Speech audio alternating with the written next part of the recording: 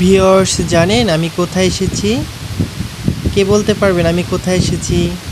এটা হচ্ছে খামারবাড়ি, ঢাকা গোল চত্বর। তো সুন্দর জায়গায় কেন এসেছি জানেন?